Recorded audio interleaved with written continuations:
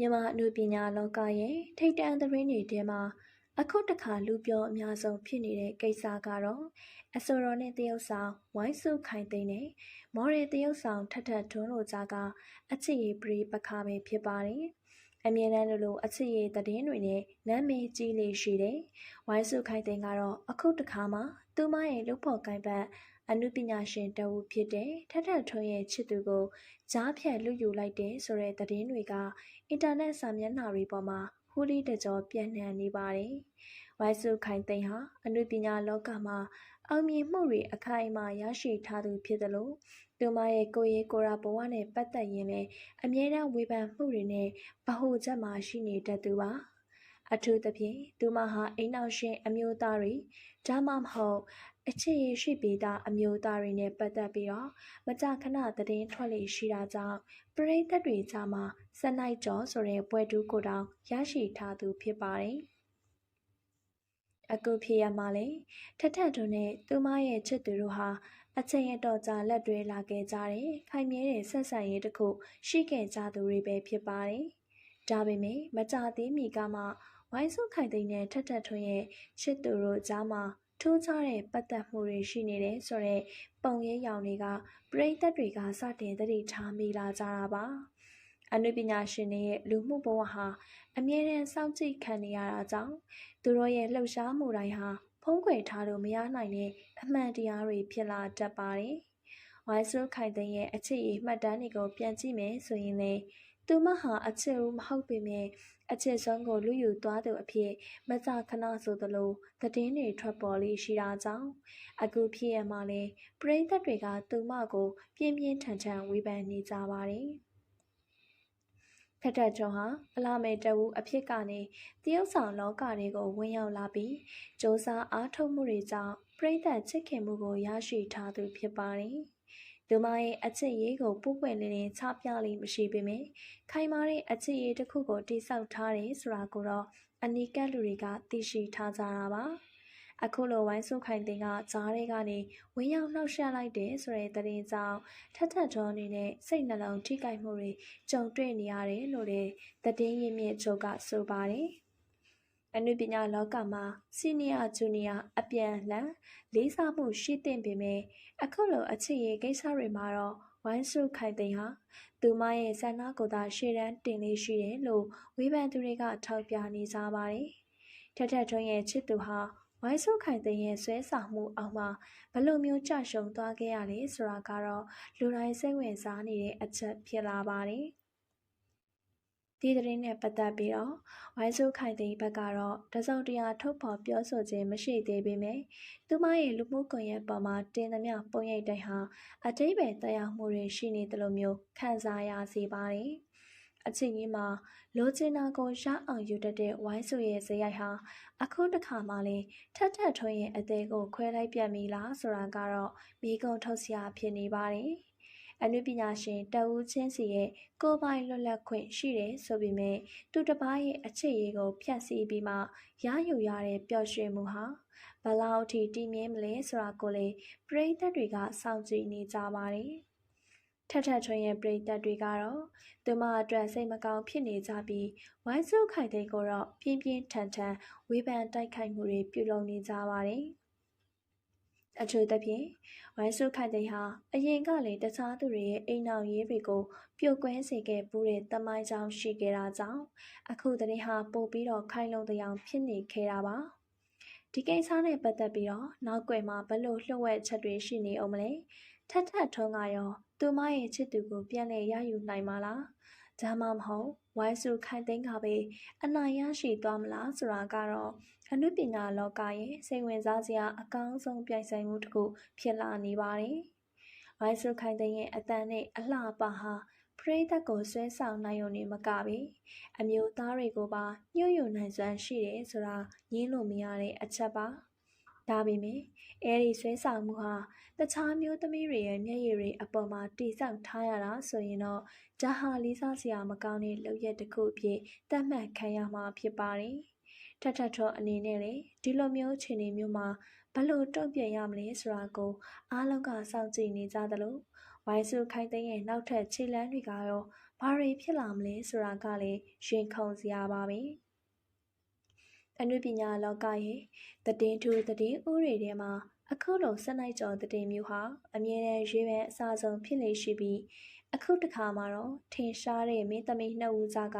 အားပြိုင်မှုဖြစ်နေတာကြောင့်ပို့ပြီးတော့အာရုံစိုက်ခြင်းကိုခံနေရတာပဲဖြစ်ပါတယ်။ဝိုင်းစုခိုင်တဲ့ရဲ့ဘဝဇက်ကြောင်းကိုပြန်ကြည့်ရင်သူမဟာအခြေအနေမှာအမြဲတမ်းစွန့်စားရသူတူဖြစ်ပါတယ်။သူမရဲ့ပထမဆုံးအိမ်နောက်ရေးကစလို့နောက်ပိုင်းမှာကြုံတွေ့ခဲ့ရတဲ့ဆက်ဆံရေးတိုင်းဟာ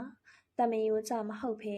အမြဲတမ်းကြရက်တွေပါလိရှိပါတယ်။အခုထထထွန်းရဲ့ချစ်သူကိုစနိုင်းကြော်လိုက်တဲ့ဆိုတဲ့ကိစ္စမှာလေဝိုင်းစုဟာသူမရဲ့ပရိယေတွေကိုတုံးပြီးအမျိုးသားဖြစ်သူကိုသိမ့်ပိုက်လိုက်တာလားဆိုတာတန်တရားဖြစ်စရာတွေအများကြီးရှိနေပါတယ်။ထထထွန်းဟာမော်ရယ်လောကမှာလည်းနာမည်တစ်လုံးနဲ့ရပ်တည်နေသူဖြစ်တယ်လို့တရုတ်ဆိုင်ပိုင်းမှာလည်းပရိသတ်လက်ခံမှုကိုရရှိနေသူဖြစ်တာကြောင့်သူမရဲ့ပရိသတ်တွေကတော့ဝိုင်းစုခိုင်သိန်းရဲ့လုပ်ရက်ကိုဘလို့မှခွင့်မလွန်နိုင်ကြပါဘူး။လူမှုကွန်ရက်ပေါ်မှာဝိုင်းစုခိုင်သိန်းကိုလှောက်ပြောင်တာတွေကဲ့ရဲ့တာတွေရှိနေပေမဲ့လေဝိုင်းစုကတော့ဂရုမစိုက်ဘဲသူ့ပုံစံနဲ့သူဆက်လက်ရှင်သန်နေပါတယ်။ဒါဟာသူမရဲ့ခိုင်မာတဲ့စိတ်တက်လား။ဒါမှမဟုတ်သူတစ်ပါးအသေးကွဲတာကိုဂရုမစိုက်တဲ့အတ္တလားဆိုတာကတော့စဉ်းစားစရာပါ။တတတော်ဘက်ကတော့အခုအချိန်ထိနှုတ်ဆက်နေစေဖြစ်ပေမယ့်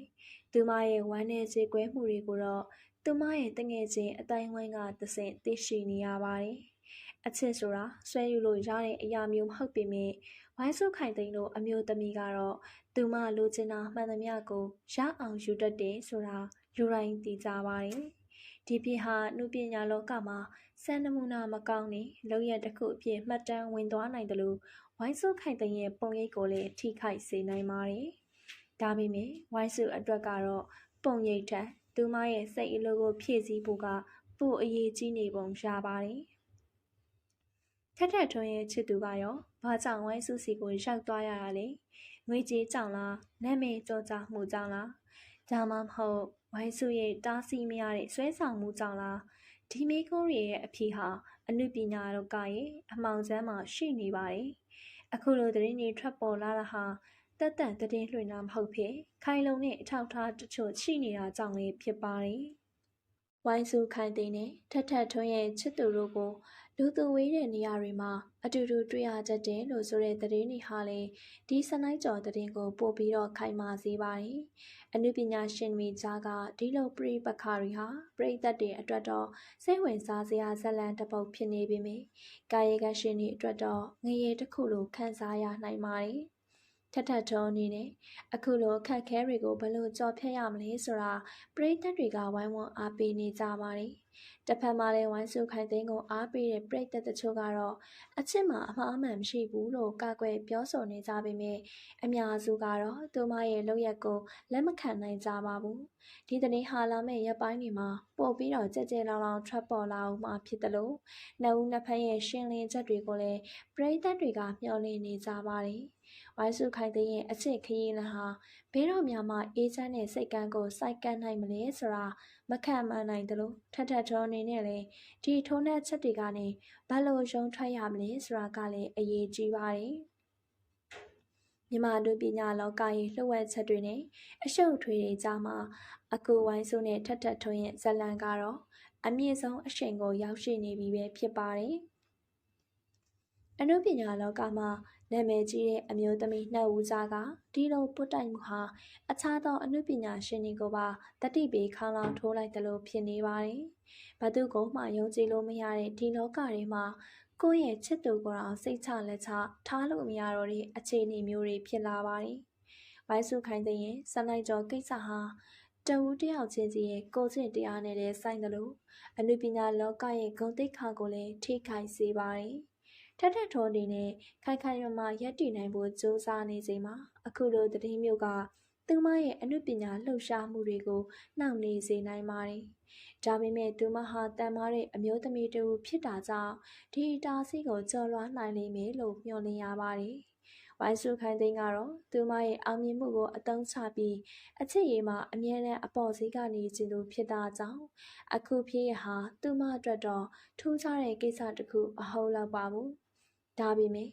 လူပတ်ဝန်းကျင်ရဲ့ကဲ့ရဲ့မှုတံကိုတော့သူမဘလောက်ထိခံနိုင်ရှိမလဲဆိုတာကိုပဲစောင့်ကြည့်ရမှာပါအခြေမှာစနိုက်ကြော်ရဲဆိုတာခွင့်ယူစရာမဟုတ်ပေမဲ့ဝိုင်းဆိုတက်တော်ဒါဟာသူမရဲ့ဆွဲဆောင်မှုရှိဆုံးတက်တဲ့တစ်ခုဖြစ်နေသလားလို့တောင်ထင်ရပါတယ်ထက်တဲ့ထွန်ရဲ့ချစ်သူကိုသူမဘလို့နည်းနဲ့တိမ်သွင်းလိုက်တယ်ဆိုတော့အသေးစိတ်ချမ်းလက်တွေဟာလည်းတဖြည်းဖြည်းပေါ်ထွက်လာတော့မှာပါ